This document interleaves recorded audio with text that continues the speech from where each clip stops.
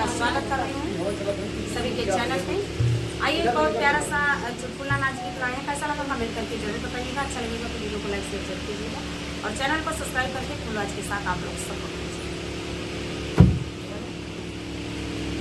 अरे छाए